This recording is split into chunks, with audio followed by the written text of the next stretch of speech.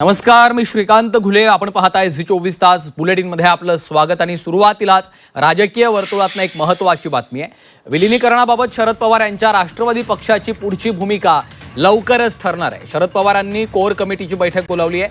येत्या 29 ऑगस्टला कोर कमिटीची बैठक मुंबईत आयोजित केलेली आहे. यशवंतराव चव्हाण प्रतिष्ठान इथं शरद पवारांच्या उपस्थितीमध्ये ही बैठक पार पडणार आहे.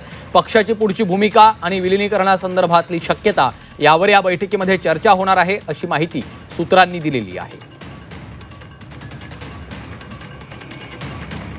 सीमा आढे आमच्या प्रतिनिधी सध्या फोनलाईनवरून आपल्यासोबत जोडल्या गेलेल्या आहेत. सीमा, गेल्या काही दिवसांपासून राष्ट्रवादीच्या विलिनीकरणासंदर्भातल्या चर्चा सुरू आहेत. अखेर आता राष्ट्रवादी शरद पवार पक्षाच्या या महत्त्वाच्या बैठकीमध्ये या संदर्भातला निर्णय होऊ शकतो का?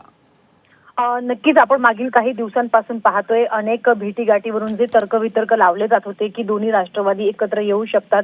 विलिनीकरणाच्या चर्चेला सुद्धा वेग आलेलं होतं, कारण दोन्ही पक्षाचे नेते असतील किंवा मग एनडीएतले महत्त्वाचे नेते असतील त्यांच्यासोबत राष्ट्रवादी शरदचंद्र पवार पक्षाचे नेते, मग सुप्रिया सुळे असतील किंवा मग जयंत पाटील असतील, यांच्या सातत्यानं गाठीभेटी ज्या आहेत ते होत होत्या. विलिनीकरणाची चर्चांना वेग आलेला असताना आता शरद पवार यांनी स्वतःहून बैठक बोलवलेली आहे कोर कमिटीची, आणि ही बैठक 29 ऑगस्ट रोजी मुंबईमध्ये पार पडणार आहे. आणि या बैठकीत शरद पवार यांच्यासह पक्षाचे प्रदेशाध्यक्ष शशिकांत शिंदे, जयंत पाटील, सुप्रिया सुळे आणि इतर जे कोर कमिटीतले महत्त्वाचे नेते आहेत ते उपस्थित राहतील. सूत्रांनी जी माहिती दिलेली आहे, मागील अनेक दिवसांपासून जी विलिनीकरणाची चर्चा होतीये त्या संदर्भात महत्त्वाच्या नेत्यांसोबत चर्चा होण्याची शक्यता आहे आणि त्याच अनुषंगाने ही बैठक बोलवण्यात आल्याचं कळतंय. मागील आठवड्यामध्ये पदाधिकाऱ्यांची आणि काही प्रमुख नेत्यांची बैठक पार पडलेली होती. त्यामध्ये पक्षाचे महत्त्वाचे नेते नव्हते. तेव्हा सुप्रिया सुळे यांनी सांगितलेलं होतं की पुढील काही दिवसात प्रमुख नेत्यांची बैठक बोलावली जाणार आणि पक्षाची जी पुढची भूमिका आहे ती ठरवली जाणार.